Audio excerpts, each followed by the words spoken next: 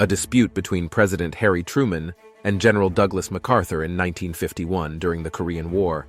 MacArthur, who commanded the troops of the United Nations, wanted to use American air power to attack the People's Republic of China. Truman refused, fearing that an American attack on China would bring the Soviet Union into the war. When MacArthur criticized Truman's decision publicly, Truman declared MacArthur insubordinate and removed him as commanding general.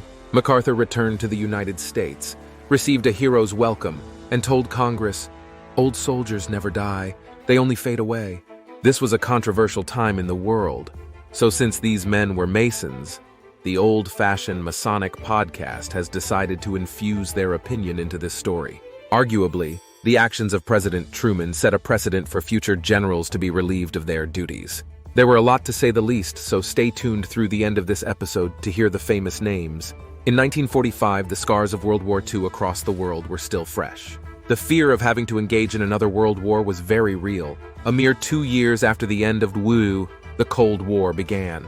The United Nations, which was formed to provide a forum to prevent future wars, included the membership of the Soviet Union, the United States, the United Kingdom, and 57 other countries.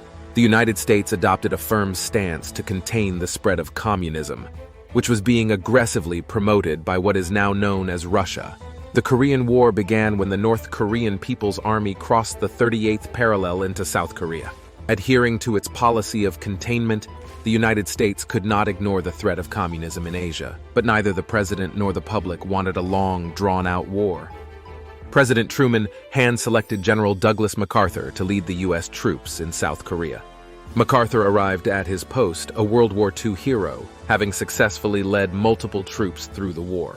Following his victories in World War II, he had become the supreme commander for the Allied powers in Japan. MacArthur was revered and highly praised in the United States. The general assured the president that the Korean War would be short-lived and that the American troops would be home by Christmas. The general assured the president that the Korean War would be short-lived and that the American troops would be home by Christmas. MacArthur was initially successful in driving back the North Korean forces over the 38th parallel. President Truman's main concern was saving as many lives as possible, even if that meant signing a ceasefire along the 38th parallel. General MacArthur did not think a ceasefire was an appropriate solution. The two men clashed. For Truman, the war represented an opportunity to stop the spread of communism into South Korea.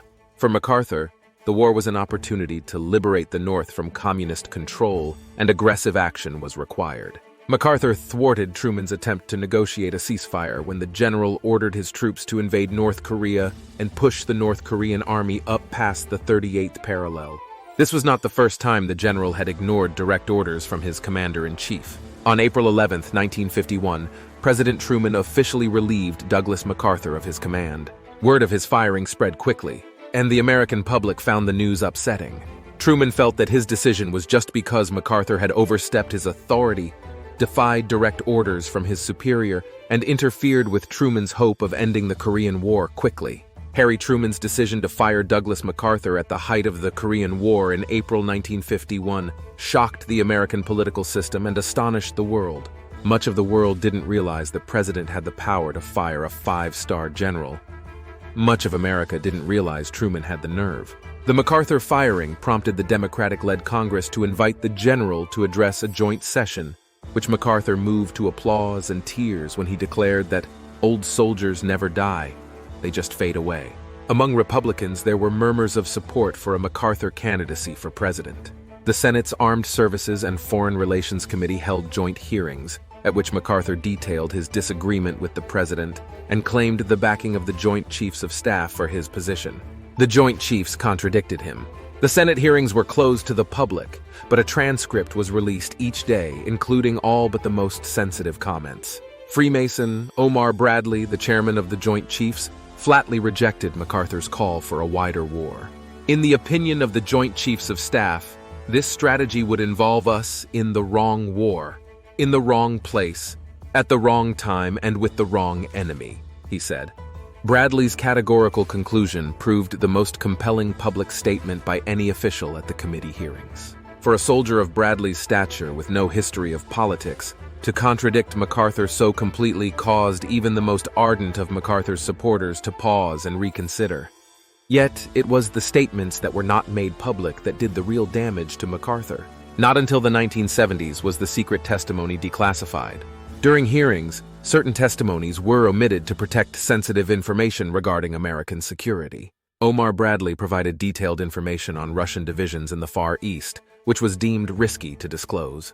Additionally, discussions revealed America's military limitations in Korea and the potential consequences of Russian intervention in Asia. Testimonies also challenged MacArthur's assertions about Chinese involvement and the effectiveness of Chiang Kai-shek's forces. Despite expectations of a formal condemnation of Truman or support for MacArthur, the committee opted for a unified statement on national security without mentioning specific controversies or secret testimonies. The withheld information eventually undermined MacArthur's support, leading to his fading political prospects, while Eisenhower emerged as a prominent figure. This set an interesting precedent. The relief of MacArthur cast a long shadow over American civil-military relations. When Lyndon Johnson met with General William Westmoreland in Honolulu in 1966, he told him, "General, I have a lot riding on you. I hope you don't pull a MacArthur on me." On the one hand, the relief of MacArthur established a precedent that generals and admirals could be fired for any public or private disagreement with government policy. In 1977, Major General John Singlaub publicly criticized proposed cuts in the size of American forces in South Korea, and was summarily relieved by President Jimmy Carter for making statements inconsistent with announced national security policy.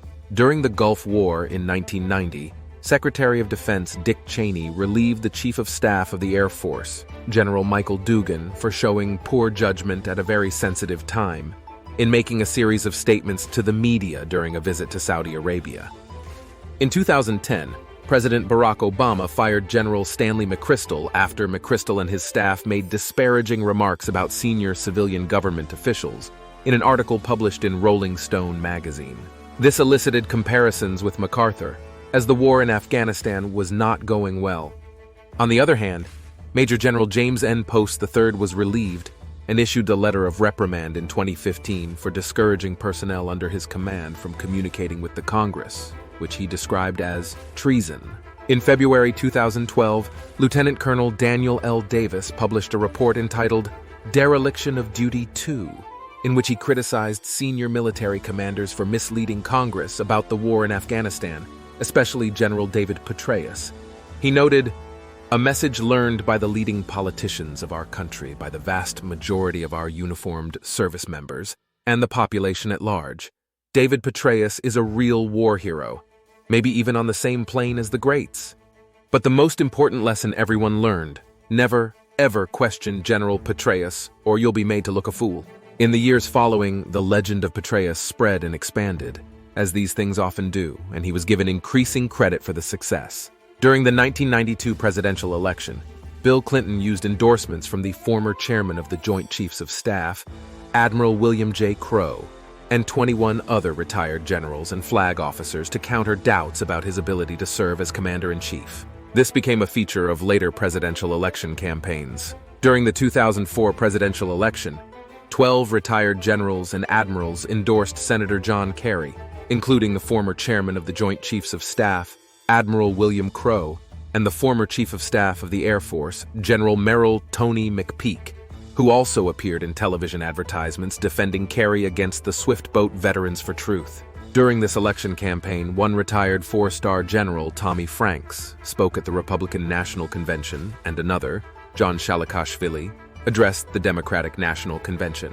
In early 2006, in what was called the Generals' Revolt, 6 retired generals, Major General John Batiste, Major General Paul Eaton, Lieutenant General Gregory Newbold, Major General John Riggs, Major General Charles Swanwick, and General Anthony Zinni, called for the resignation of Secretary of Defense Donald Rumsfeld, accusing him of abysmal military planning and lack of strategic competence. One could say that Freemasons set a precedent on relieving generals of their duties.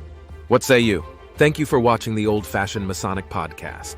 Don't forget to comment, like, and subscribe to this channel.